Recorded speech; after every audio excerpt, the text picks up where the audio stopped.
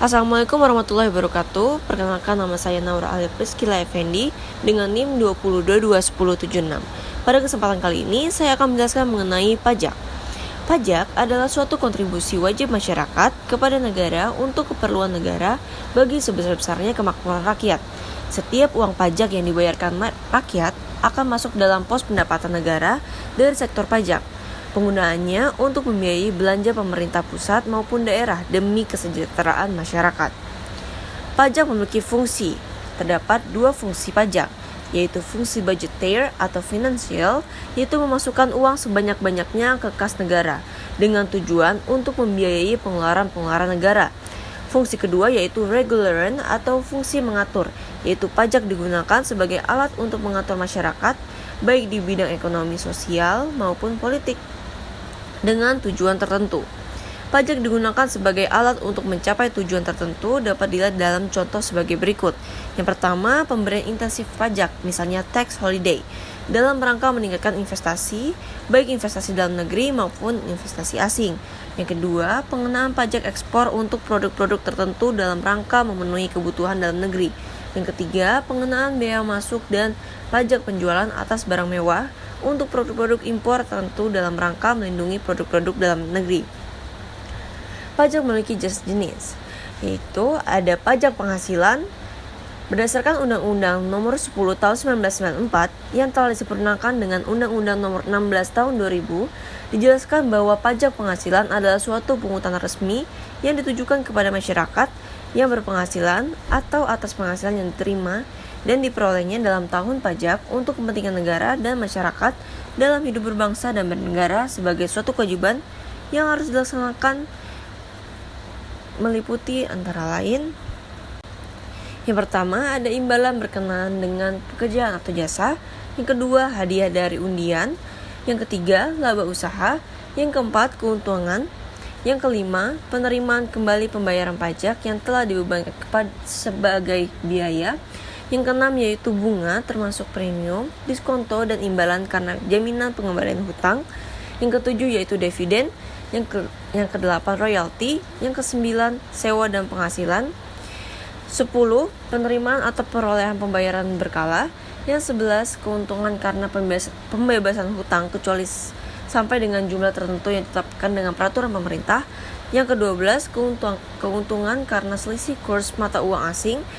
Ke-13 selisih lebih penilaian kembali aktiva. 14 premi asuransi. 15 iuran yang diterima atau diperoleh kumpulan dari anggotanya yang terdiri dari wajib pajak yang menjalankan usaha atau pekerjaan bebas. Dan yang ke-16 tambahan kekayaan neto yang berasal dari penghasilan yang belum dikenai pajak. Selanjutnya ada pajak bumi dan bangunan. Pajak bumi dan bangunan ialah pungutan atas tanah dan bangunan yang ada sebab adanya laba atau kedudukan sosial ekonomi bagi seseorang atau badan yang mempunyai suatu hak atasnya. Contohnya meliputi rumah tinggal, bangunan usaha, gedung bertingkat, pusat perbelanjaan, pagar mewah, kolam renang, jalan tol, dan lain-lain. Selanjutnya ada pajak pertambahan nilai atau PPN.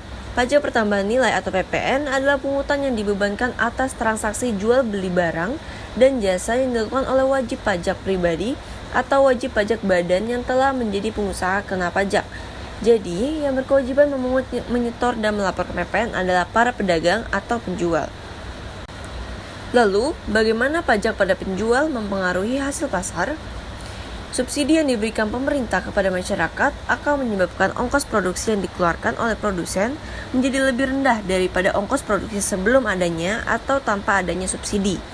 Maka dari itu, hal ini disebut pajak negatif, yang menjadi indikator pengaruh pajak dan subsidi pada keseimbangan pasar, yaitu pajak terhadap keseimbangan pasar dan subsidi terhadap keseimbangan pasar.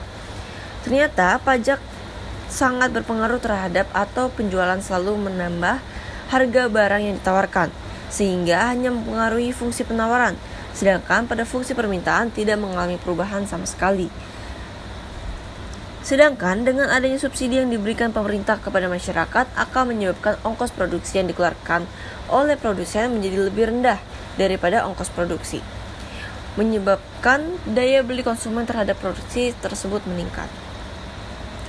Lalu, bagaimana pajak atas pembeli mempengaruhi hasil pasar? Keuntungan yang diperoleh pembeli dalam sebuah pasar diukur dengan surplus konsumen, yaitu harga yang rela dibayar oleh pembeli atas sebuah barang yang dikurangi harga yang sebenarnya mereka bayarkan untuk barang tersebut. Terkait dengan kebijakan pemerintah mengenai pajak, hal ini berpengaruh dikarenakan pemerintah dapat menggunakan pendapatan pajak ini untuk memberikan pelayanan bagi masyarakat, misalnya pembangunan jalan, jasa kepolisian, dan pendidikan publik, atau untuk menolong masyarakat yang membutuhkan. Lalu, apa pengaruh pajak pada elastisitas permintaan dan penawaran? Pajak yang dikenakan atas penjualan selalu menambah harga barang yang ditawarkan, sehingga hanya mempengaruhi fungsi penawaran, sedangkan pada fungsi permintaan tidak mengalami perubahan sama sekali. Sekian dari saya, terima kasih. Wassalamualaikum warahmatullahi wabarakatuh.